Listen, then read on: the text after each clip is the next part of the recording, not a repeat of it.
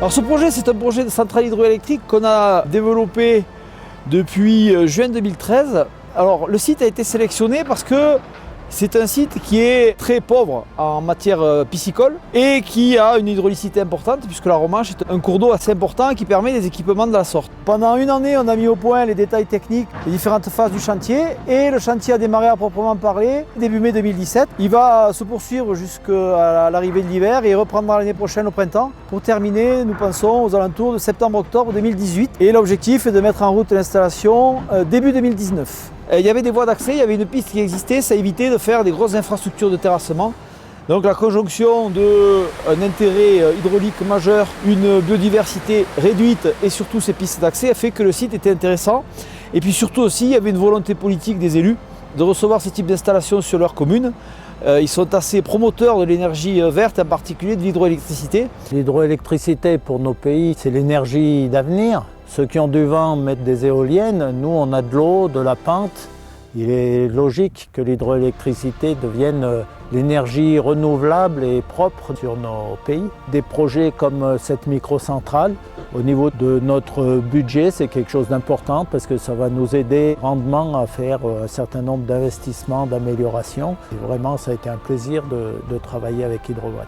Les contraintes du développement de ce projet, c'était d'abord des contraintes environnementales, puisqu'on est dans un site qui est assez majestueux et qui est protégé. On est en bordure du parc national des Écrins et ensuite on a une rivière, donc il faut quand même préserver le milieu. Donc on a choisi d'utiliser une piste et des voies existantes pour faire passer le tuyau, qui sont des tuyaux de très gros diamètre sur une grande longueur. Donc dans un premier temps, il a fallu convaincre les autorités que les impacts environnementaux étaient réduits et largement compensés. Puis la deuxième phase, ça a été de mettre au point la technique pour la pose de tous ces ouvrages et de tous ces ensembles.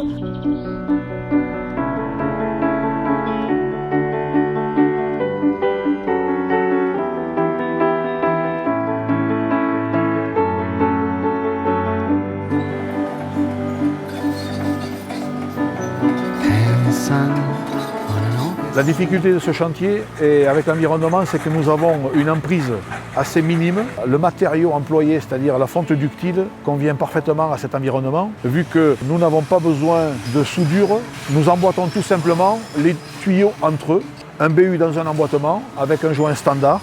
Et ensuite, nous pouvons obtenir une déviation angulaire, donnée, ce qui nous donne un anaconda bien formé. Nous pouvons ensuite avoir des mouvements de sol.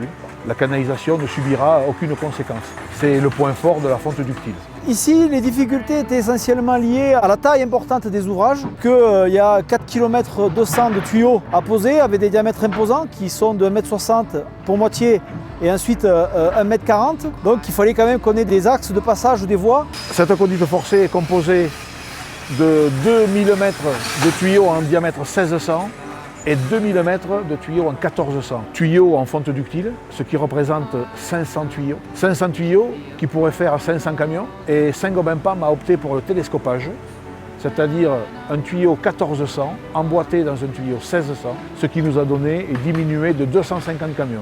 Pour l'environnement, c'est un impact assez important. Les tuyaux font 8 mètres. 8 mètres 25 de long. 7 tonnes, 7 tonnes 5, le 1600. Ici, nous sommes sur la tranche de 1400. Se posent 6 à 7 tuyaux joue. Donc ici, nous nous trouvons sur le chantier de la prise d'eau. Comme les ouvrages vont se réaliser sur 2 années, on a préféré cette première année faire tous les terrassements et assurer la dérivation de la rivière, de la Romanche, de façon à ce que l'année prochaine, quand on arrive pour recommencer les travaux de génie civil, on ait eu une longue période d'observation sur la stabilité des sols et surtout la capacité de la dérivation à assumer tous les débits. Les terrassements ont été faits à la cote quasi définitive et puis la rivière a été déviée, ça fait 8 jours.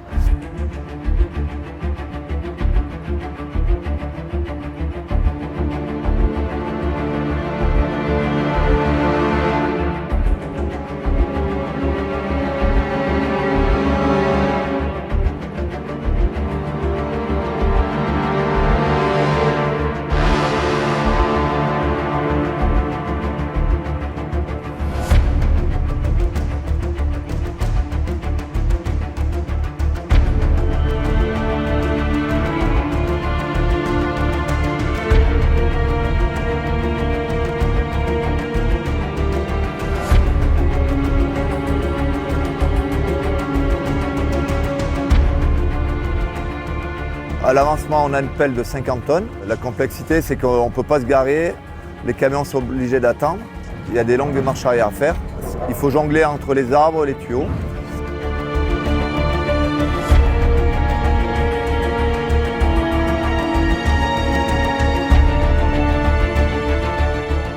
Tout le gravier est criblé, concassé, c'est des gros cailloux. Et tout ce qu'on crible et qu'on concasse, ça repart à l'arrière pour faire la fermeture du tuyau.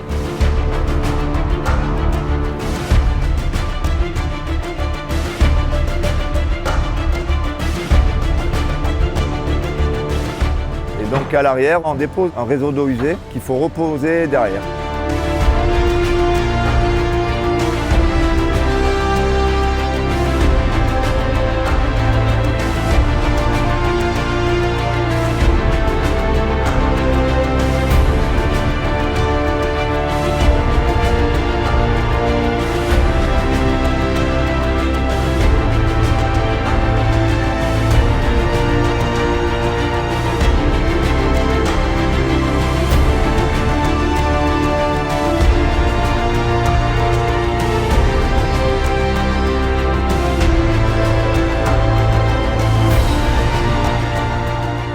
Donc là, sur site, on est en train de construire la centrale, donc l'usine de production électrique de tout le projet, quoi. La plus grande spécificité, c'est la hauteur. C'est assez particulier parce qu'on va encore monter une hauteur de bâche supplémentaire et demi par rapport à ce qu'on voit là. Donc c'est un bâtiment qui va monter à plus de 10 mètres de haut. La puissance installée électrique, elle est de 3,6 MW. On va produire à peu près 12 millions de kWh. C'est un projet qui amène une technicité très complète et qui fait partie des gros projets que la société a construits et qui amène aussi pas mal de technicité. Et nos équipes sont très heureuses et on fait un travail très valorisant parce qu'il y a une multiplicité de techniques, de compétences. Donc c'est un projet très global qu'on a conçu de A à Z chez Hydrowatt. Donc cette centrale est prévue pour fonctionner en autonomie complète. Elle est complètement automatique et elle démarre, s'arrête toute seule en fonction du niveau d'eau disponible à la prise d'eau. En cas de problème, elle s'arrête aussi toute seule et dans ces cas-là, prévient la personne en charge de l'exploitation. L'exploitation va se dérouler avec une équipe basée en Ubaye et un gardien sur site qui lui est là pour répondre aux événements du quotidien. Ensuite, toute la partie maintenance préventive et curative sera réalisée par l'équipe située en Ubaye. En termes d'automatisme, toutes les études sont réalisées en interne et on va dire le cœur du système, le programme automate qui gère tous les démarrages, arrêts de la centrale, la régulation, etc., les mises en protection. Ça, c'est réalisé chez nous et développé chez nous. C'est une centrale qui est au fil de l'eau, donc elle est là pour fonctionner quel que soit le débit. Il risque d'y avoir des faibles productions sur les mois février-mars et à l'étiage de septembre, mais elle est censée fonctionner toute l'année. C'est une centrale à la pointe de la technologie avec toutes les innovations du moment. Il est clair qu'on ne peut rien construire dans le parc des Écrins et qu'on est obligé de se situer hors cœur de parc. Le suivi du chantier a été quand même très pointu en matière environnementale pour éviter d'avoir des effets par exemple sur la faune, la flore. Donc on avait le parc des Écrins qui venait nous contrôler en permanence. C'est quelque chose qu'il a fallu intégrer dans la conception et dans le déroulé du chantier.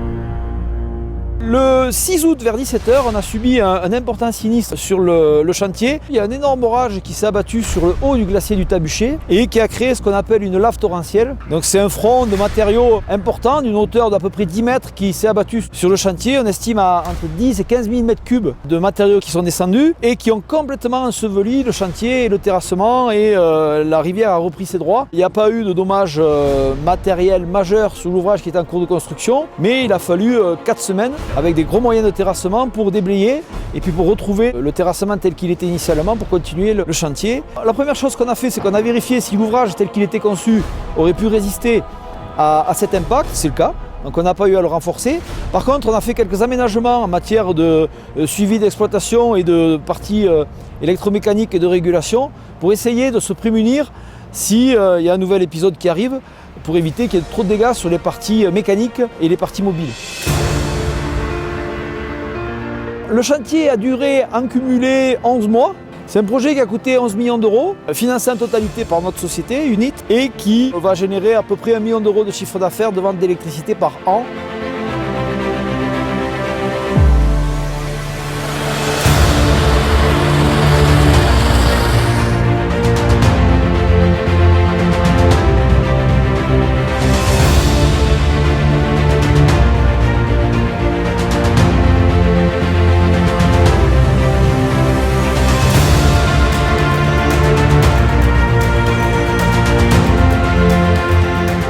Le problème du glacier qui fond et des changements climatiques, c'est une vraie préoccupation pour notre métier parce que le glacier a une vertu, c'est qu'il sert un petit peu d'éponge et de stock et ça évite que l'eau qui tombe sur le glacier ne tombe dans les vallées rapidement. Il est maintenant clair qu'il perd à peu près 2 mètres par an, il y a 60 mètres de glace, donc ça veut dire que dans 30-35 ans, les spécialistes s'accordent pour dire qu'il n'y aura plus de glacier et là ça va poser un problème.